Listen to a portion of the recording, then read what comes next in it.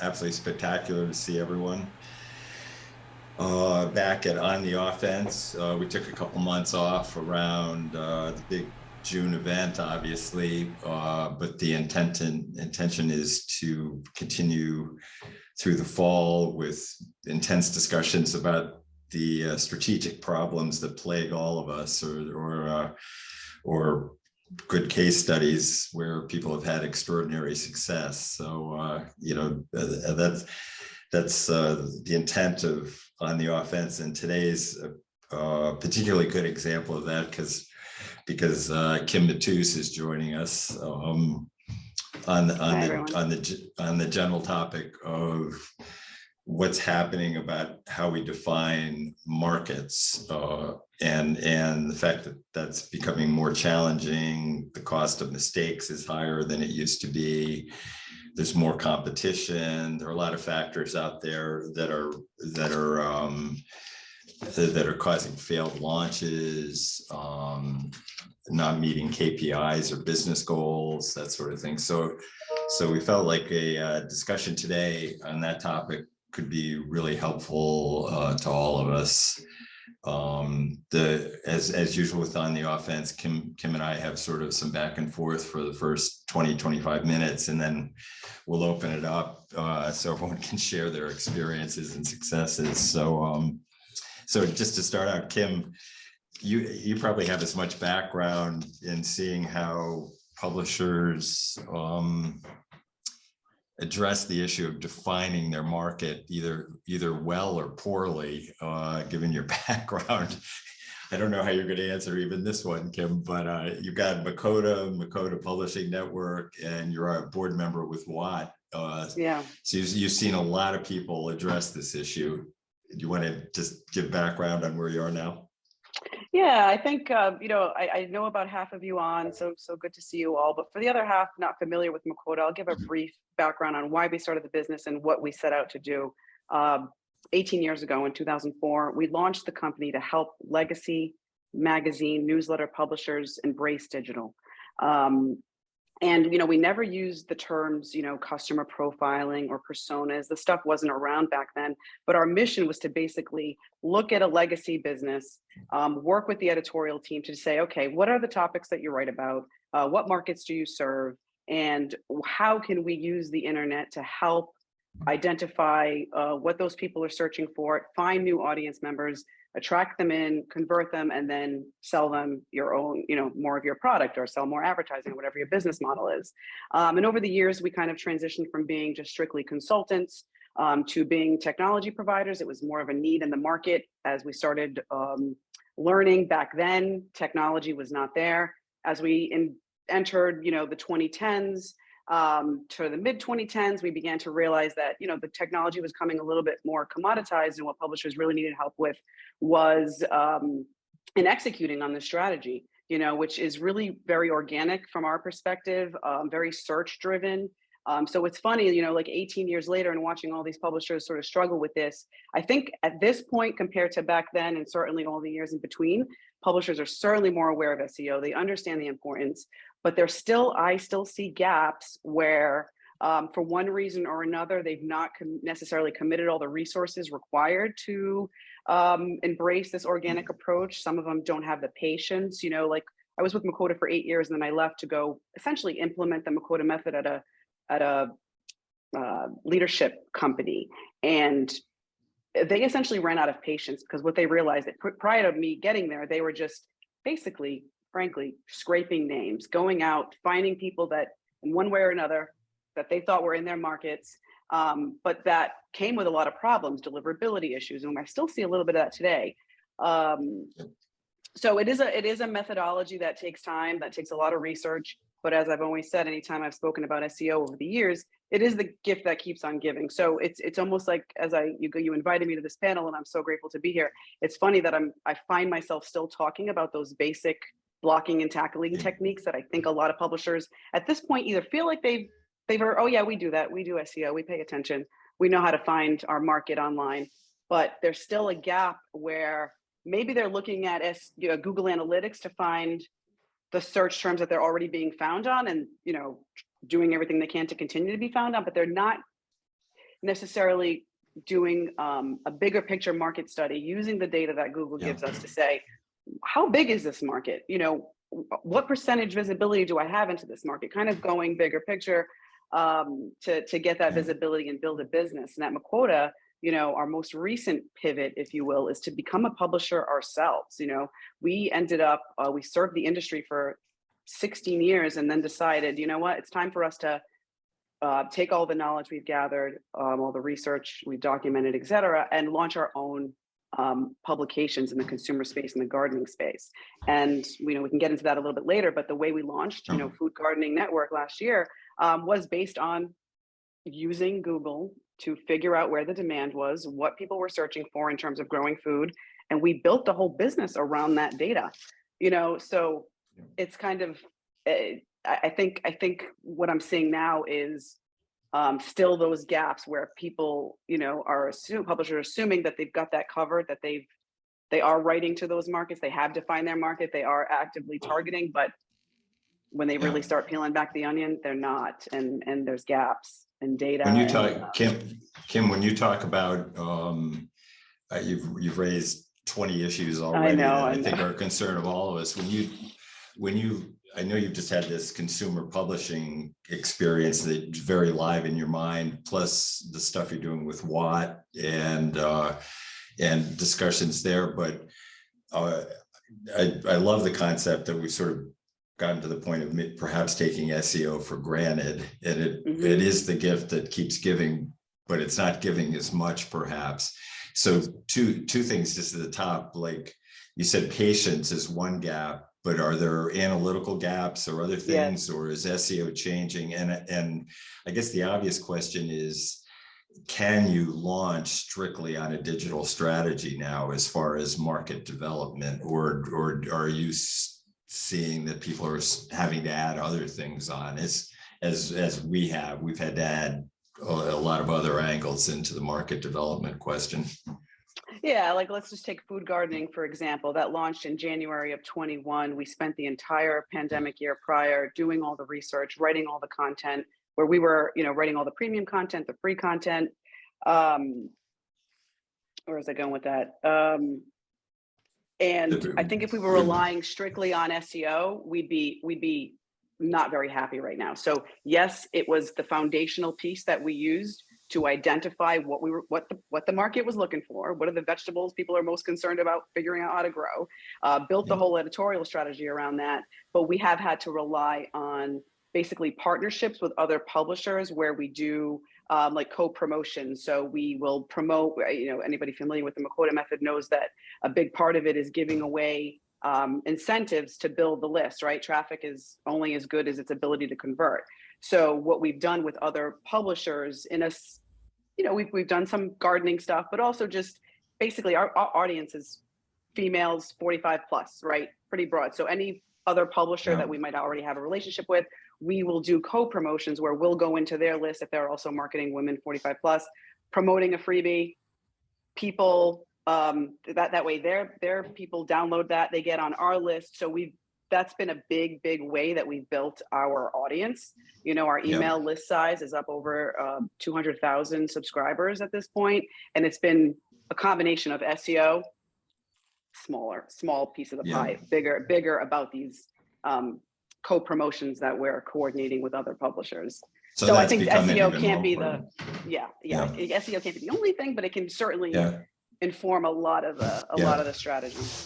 I think a lot of it's interesting, and I think one of the reasons I wanted to talk to you about this today is because you've had this B2C model that you just lived through very intensely. But even on the B2B side, let's say you've defined your market as women over 45, as you just said. Try to consider a B2B version of that segment.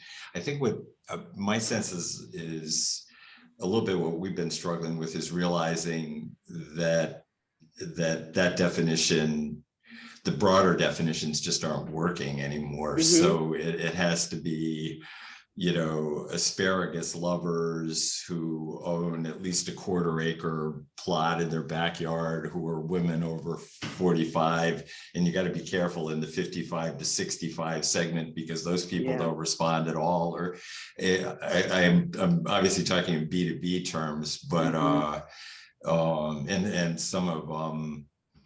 some of the tests we've done recently, we discovered these incredible soft spots right in the middle of our strong spots. Did you run into anything like that? I have seen that. Yes, I've Yeah. seen where, I guess, the B2B buying process is becoming a lot more complex. So let's take like Watt, for example. They're in the pet food industry. So they know they have to target, nutritionists, right, for sponsorship opportunities and whatever. Well, they are seeing gaps where it's not just the nutritionist that's making the decision on that purchase. There's all these other surrounding influencers in the organization with completely different job titles. So I think it becomes much, much more complex. And as I think about my next career move and possibly entering into the B2B media space, it's like, whoa, like that's a whole different ball game. It is much more complex. And talk about costly, you make investments in CRMs and these systems, and you're relying on the data that's been input there to sort of match up with your content. And that's where these gaps are being identified. And it's just super complicated. Maybe somebody else on the call has got a good answer for that, but it does. I think the complexity is significantly increased in the B2B world. It really truly is, especially the way buying behaviors just completely changed. There's all these touch points. They're doing so much research before they make a decision. And as the publisher, figuring out how to reach those people, it's complicated. Well, so obviously underlying what you just said is that, going back to the basics, Google Analytics could have been enough at one point, but I think what's happening now is it's like the analytics have to also come from the CRM, and so your CRM system has to be working perfectly too. I mean, again, just a small example to emphasize that is the increasing need to segment your market as far as, in our case, size, let's say the top 100 customers, and having a completely different marketing, a different go-to-market strategy for each of those persona, I guess you could say, so you've got all the operational questions, the analytical questions, they're all piling up on top of us. I like also sort of going back to basics, because one of the basics that Makota kind of pioneered, I guess, and you grew up on was the freemium model that you mentioned. Like in the last year, what have you seen happening there? Is that still working? Is it working differently from your experience?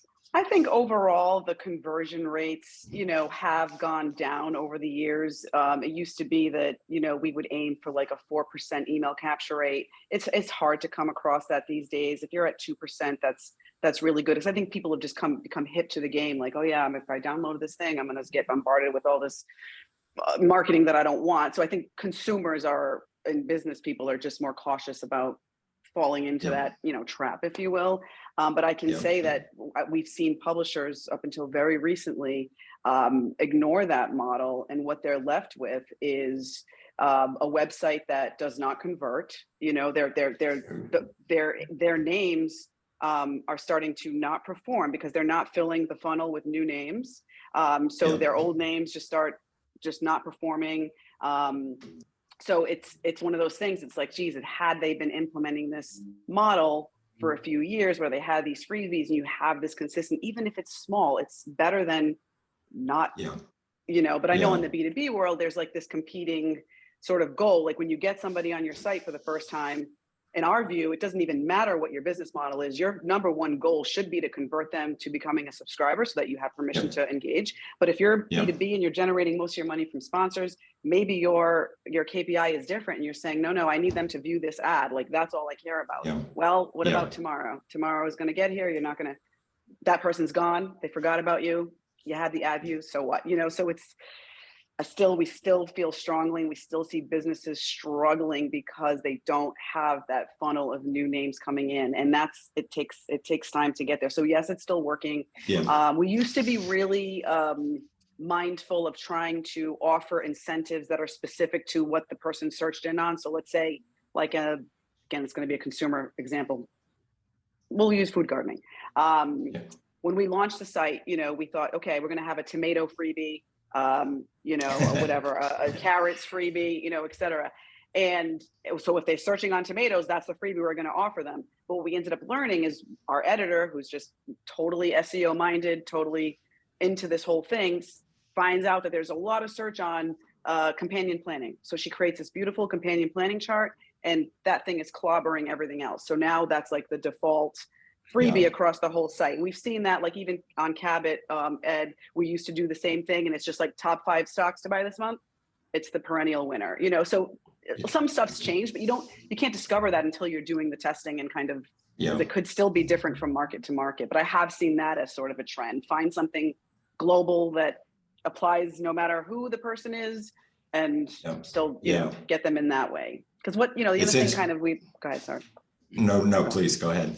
Just that what they find you on is not the reason that this, one thing I think publishers would benefit from realizing is, because I think that, editors get bored. They don't want to write how-to content. They are on the cutting edge. They want to write, especially in the B2B markets, they want to cover the new and upcoming stuff. They're bored with the how-to.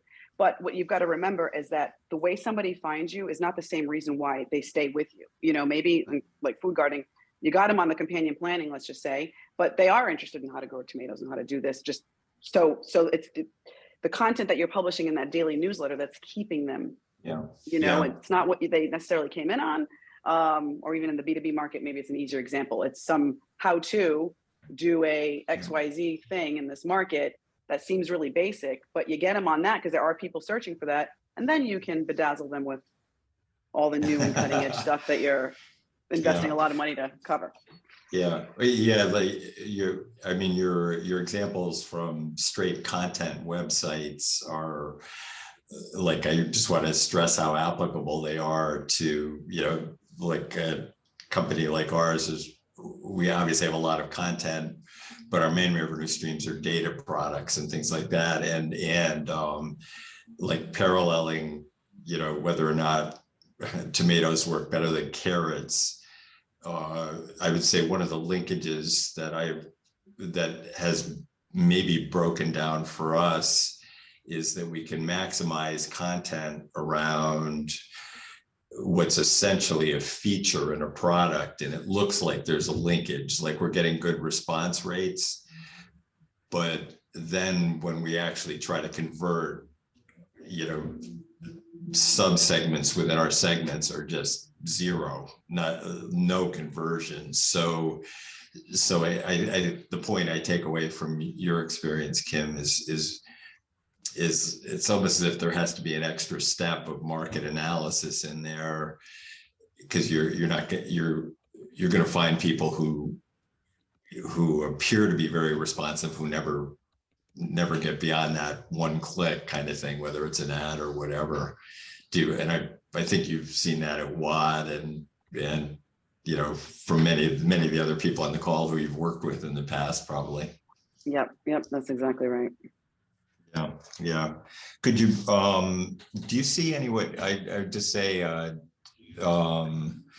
like a BVR we've obviously added, and we're going through exercises now to add more direct, like, surveying of key customers in our marketplace.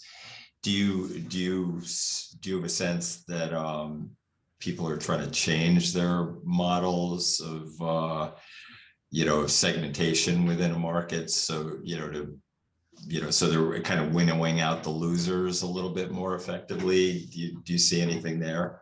I know that's a tough question, but we've not done too much in that realm for the 2 properties that we now own and operate. But so I don't have too much experience with that. So how about on the, like, surveying, and are you doing net promoter score and things like that? I know all the not net promoter people. Right. No, we haven't really touched on net promoter too much, but we do survey the audience from time to time Yeah. about the content that they're enjoying the most, and certainly, Yeah. to get the demographic kind of information. Yeah. As we, Yes. the thing with food gardening that we're now trying to get off the ground is an ad model, right? So we launched the whole site strictly on a membership basis, right? The only revenue today comes from subscribers, which is also, not the easiest business to be in. You want to diversify, right? So now that we have an audience that's sizable, we're trying to basically attract sponsors and Yeah. advertisers, Yeah. to layer into Yeah. that. We've certainly done surveying to kind of get us ready for that. One thing I noticed, and by several people on the call, I remember having discussions with on this topic about like better understanding your customers, and is like the kind of information I see people asking is evolved to recognize like the digital first presence of a lot of the customers. So I feel like I'm seeing questions like a lot more about like what social media are you using, like what websites do you belong to, what's on your to-do list, what keywords motivate you in your business life or whatever. So trying to dive deeper into digital behavior, so where the richest customer subgroups are kind of lurking or hiding, I guess. And your example of going in with tomatoes and carrots and ending up with sort of like industry buzzwords about, in your case, gardening, that seems like an important distinction about what you need to know about your customers. Do you notice anything there? Yeah, and I think, for us to get it might sound like just pretty limiting, but it really just still comes back down to that data is providing your editors with the data and then letting them loose to toil in it and find those nuggets. And there are a lot of trial and error, with that companion planning. The way we launched the site, it's like there's all these guides about how to grow this, that, tomatoes, vegetables, whatever. This was companion planning, which is a broader thing that we might have never even thought to necessarily create a freebie on if it weren't for the SEO data telling us that somebody was searching for that. No. So it's the editors, finding at least one editor who's commercially minded and comfortable and into the idea of using data to tell them what, potentially what to write about is really honestly key. That's been, when we see a publisher that has that, they're going to be much better off than the publisher who might be employing really high quality, connected, awesome, experienced editors if they're sort of anti this idea that they can get data from anyone other than what they know. It really just hampers people, limits them. Yeah, exactly.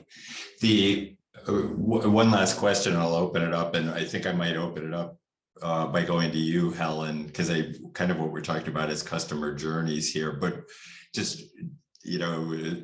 in this question, and I also want to say, Kim, thank you, because over the many years I've had so many conversations with you about like things we were doing wrong, and like SEO maximizing around terms that were bringing in completely inappropriate leads, let's say. So your experience has been great all the way along this journey, I would say. But the last kind of comment, I guess, or question is, we've had a couple of business transactions recently, the industry dive one being the most noteworthy. That's a company that completely built itself on a digital ad model, and by all accounts was an extraordinary success, and I guess I don't even know if there's a question here, but when you've got people who are that good at it, does that suggest that maybe some of us need to find other ways to go to market a little bit, because there are a lot of people who are really good at this model now, and they have a lot of private equity money behind them. Yeah. The question reminds me a little bit of the On the Offense that you did with Denise Elliott, where she was talking about Yeah. suddenly being PE backed and having, these different pressures for growth and whatever, and having to just hire the experts, right? Like they had a culture of just wanting to learn everything themselves, and she succeeded with that greatly, but it was through a lot of work. And now, the PE people are saying, no, you've got to do this faster. Just hire the people. We know people that know this stuff. And I think Yeah. that's something we could all kind of learn from, is like, Yeah. it's Yeah. you gotta be willing to make the investment and the expertise and to find the talent that these things are natural for, and Yeah. it's hard for some people who have just been operating a certain way for a long time. Yeah. It's, I mean, compared to 18 years ago, you guys were it, and you were part Oh, of I know. that, Now it's like that totally was the model. commoditized. Now there are people paid attention, I guess you could say. Kim, congratulations or condolences on that one. I don't know. Yeah. Helen, do you want to, there are a ton of good questions up already that I hope we get to discuss, but Helen, do you want to just start with whatever's on your mind, or the customer journey thing you posted? Like, what are your thoughts here? Yeah, thanks so much. And Kim, that's been fascinating. Thank you so much. So there's two things, actually. The one thing I wanted to just quickly mention was the piece around the editors and giving them data so that they know how to basically drive the editorial strategy. And it's really interesting because we've only had quite recently, and it is a recent development, a couple of clients have asked us to build data reports for editors that they can, it's pretty much like self-serving them, and they get data in real time and like really enabling them. So the kind of reports we've been building for marketers and senior execs in Google Data Studio, for example, just kind of pulling data out of, I think in both instances, it's been HubSpot, defining those data points, pulling them into simple reports, and having those as just always on, always up to date, so that the editors feel really empowered and like they've got the data at their fingertips. And I don't know what the results are, but how that's worked. But my impression from where I'm sitting is that it's been really, really well received. So I think if you can make that data really accessible to the editors, make them kind of feel in control and simplify it, I think that's really the key. And give them, and those reports are relatively easy to build, I believe, in HubSpot and in also in Google Data Studio. So that's the one thing I thought I'd mention. The other thing is the customer journeys. It's really interesting what Ed said around that they're doing it manually in HubSpot. So that's pretty much how we've always done it. And that's actually when we've seen over just, the last 6-7 years, a key kind of lever to adjust, or dial to turn, as they say, if you want to kick into that high growth.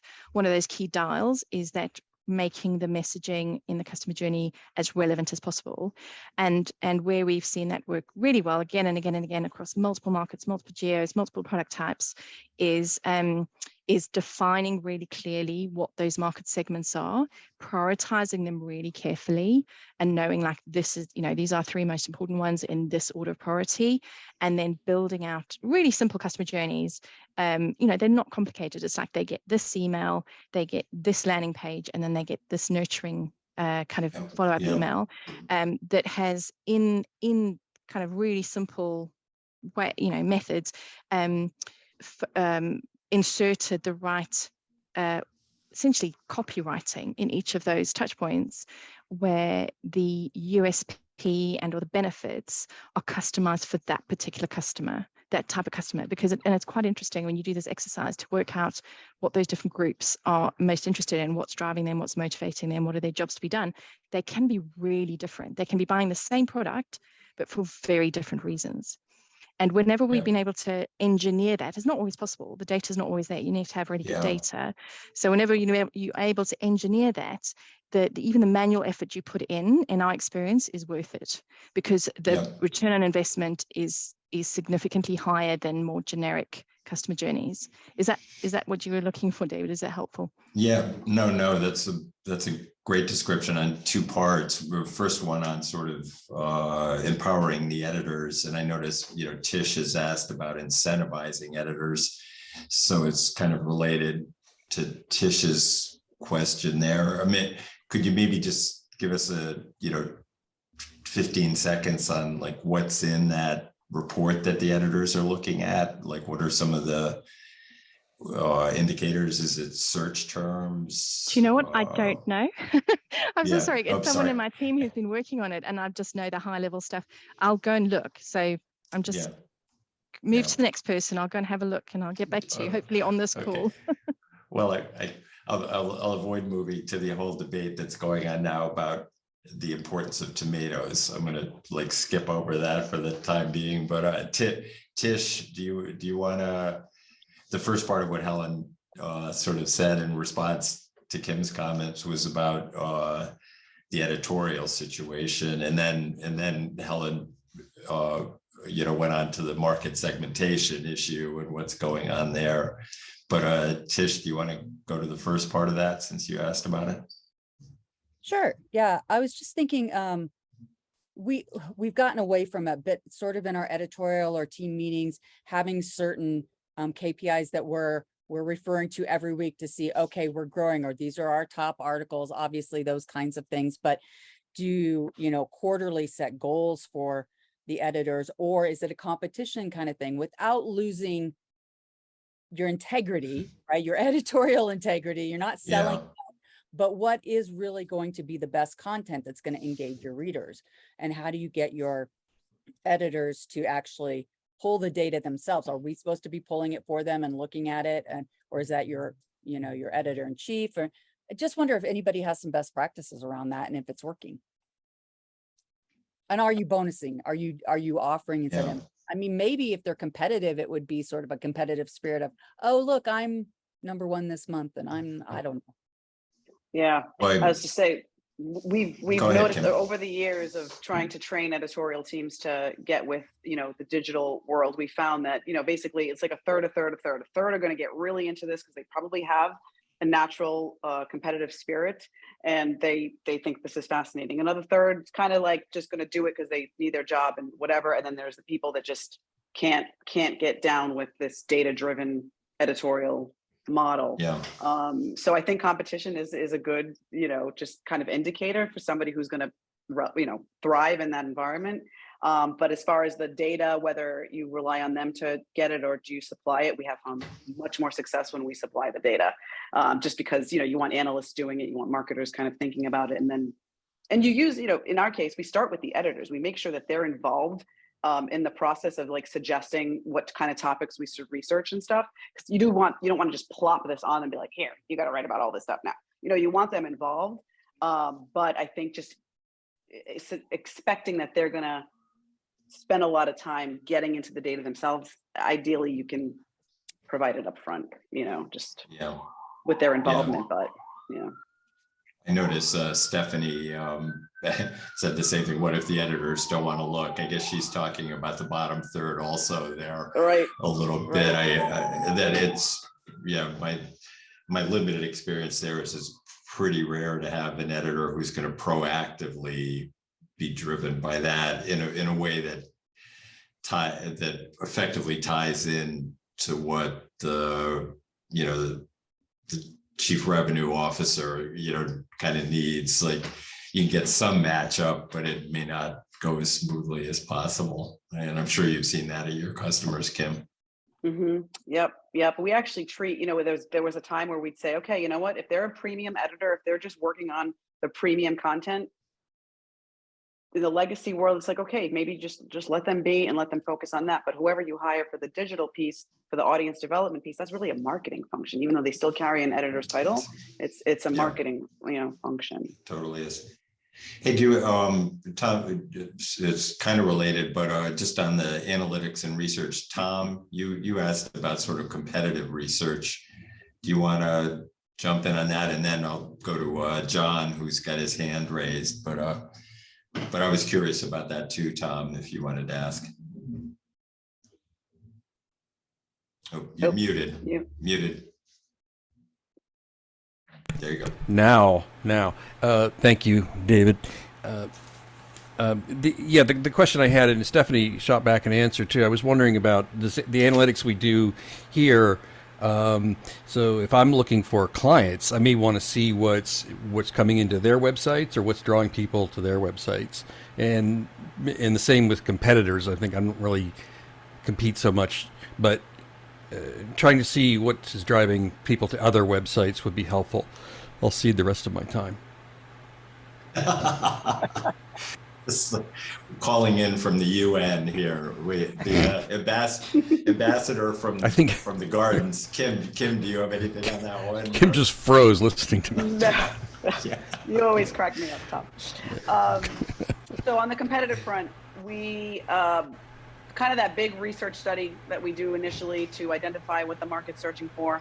Once you have that identified, you can use tools to run that entire universe against a competitor's website, so you can kind of see how they rank in your market. So that's one piece of the competitive pie, but also just, it can be manual. If there's a phrase that you're trying to get ranked on, Google it, signed out incognito, see who else is coming up. And that's kind of how who's got the share on that particular phrase, and it might be a partner in your sphere. Like it could be somebody you could do co-linking partnerships with, you never know. I mean, if it's somebody that and it's like a friendly co-opetition kind of thing, there's that kind of research, illuminates some additional opportunities in that realm. That's good. Thank you. And Stephanie, she mentioned too, SpyFew and Semrush. Are you familiar? Or Semrush? I don't know how to say it. Are those things you're familiar with, Kim? Yeah, I think we use Semrush as part of our tool suite. Yep. Okay. Thank you. By the way, Helen chimed back in after the research project she got assigned during. It's tough when you have to work on a webcast, but what do you have? Page view per article, that kind of thing, entrances per article as some of the KPIs that people are looking at with editors. So John Hitchcock, you had your hand up for a second. I did. Yeah. And I'm not muted, am I? No. No, you are official. You are official. I wonder often whether I should be muted is a different question. I'll leave to the rest of you. Competitive data is a very interesting thing. And as a B2B organization with so much of our content behind walls that people aren't supposed to leap over, and our major competitors in the same situation, we haven't really found a way to know, honestly, except through clients, who's in that space.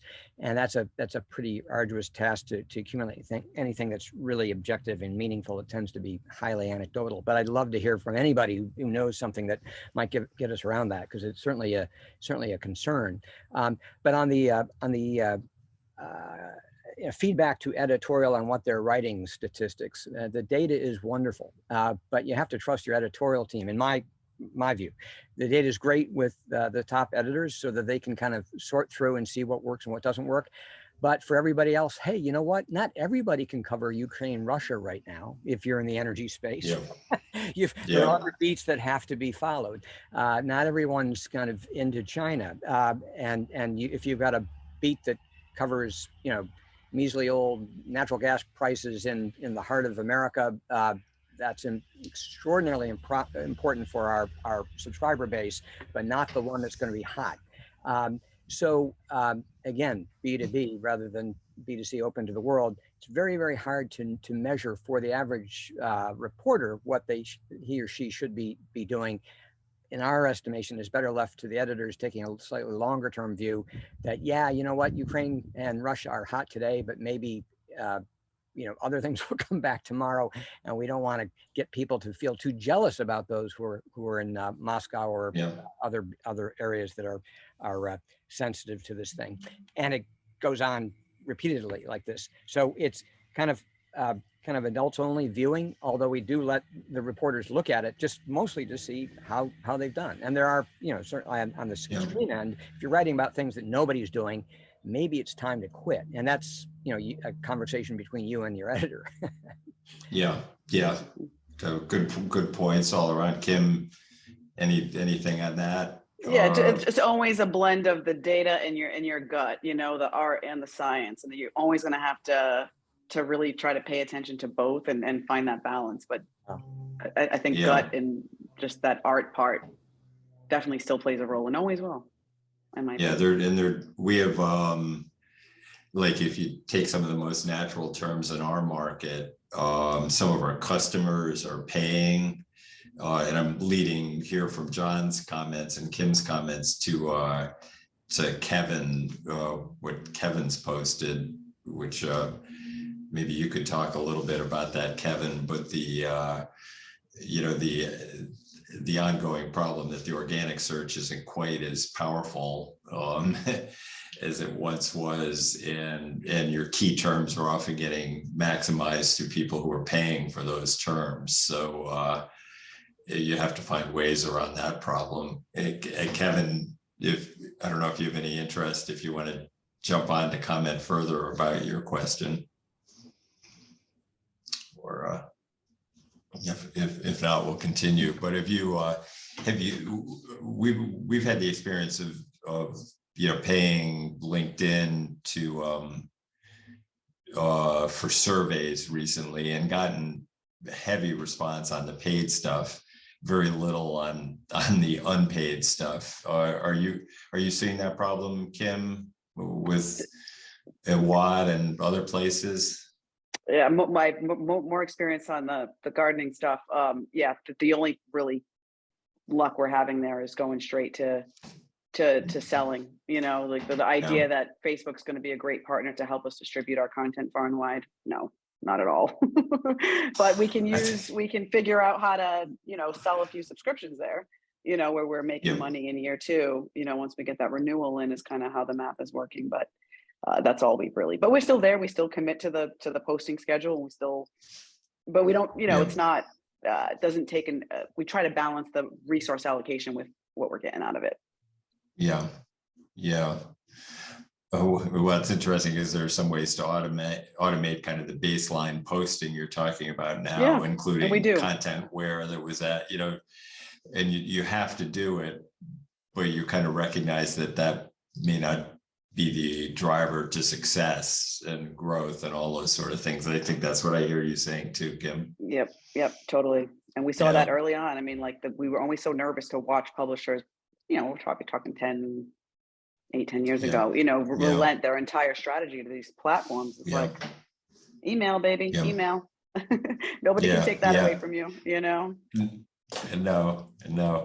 Do you want to maybe just last question, because we're up on the 45 minutes. Donna, do you put up a bunch of interesting observations? Would you mind jumping on? Sure. Yeah. We created a group, and we're B2C. We created a Facebook group, Things to Do in Maryland.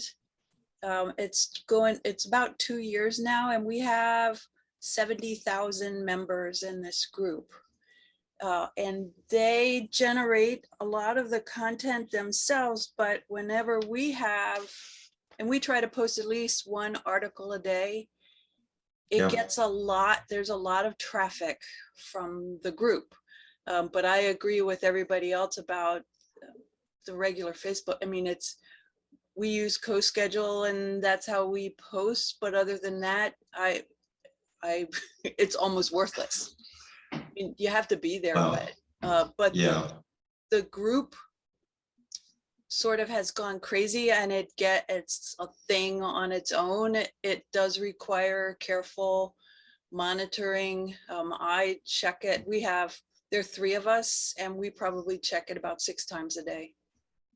Yeah. Wow. What would you say Donna, what would you say the prime benefit is now that because I've heard you mention that that's an incredible success, obviously, congratulations, but but success with Facebook is kind of it's an amorphous concept right now. What would you say the benefits are right now?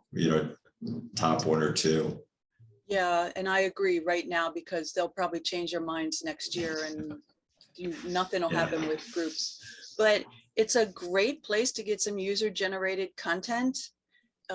We had, just for instance, somebody asked about wineries, what are the good wineries to go visit? Well, that was a whole article for us to use. And then it does generate traffic. Yeah. So those are two good things as far as I'm concerned. Yeah. Though I'm getting the sense from these overall comments, interesting that, that, because just say 6 or 7 years ago, when we're all trying to get content spread across Facebook, LinkedIn, wherever, and it's much more costly now, which maybe that's kind of a good closing segment from what Kim shared with us today, because where we started was that I think we all have to be even more precise on defining market segments, because once you've done that, you have to pay Facebook to help you. You have to, certainly Google's never been our friend on free, so the mistakes are more expensive now. I think, and having discussions like this, I think, is a good way to remind us all to be even more scientific going forward, I think. So whether we're good on time. So what I do is remind everyone that obviously these discussions continue on the renewed channel and on Guild, and also, of course, we're continuing programming, and the meetings, and we've got the Publishers Forum, and all those sort of things that Renew's been doing. So there are a lot of chances to continue this debate. So I'd just like to end by saying, Kim, again, your experience is priceless, and your perspective is always great. And it's nice to have the chance to chat about this challenging topic with you, as always. I look forward to future conversations. Thank you. I appreciate that, David, very much. Yeah. No. Thank you to you. You can't thank me. Thank you, Kim. Ed, Stephanie, do either of you just, 30 seconds are good to go? Okay, with that, we'll see you next month with On the Offense. That was a great session. Thanks everyone for attending, and have a great day. Good luck with your market segmentation efforts. So Thanks. See you later. Thanks. That Thank was you, excellent. Thanks, Kim. Thanks, you. David. Thank you. Bye-bye. Hey, bye.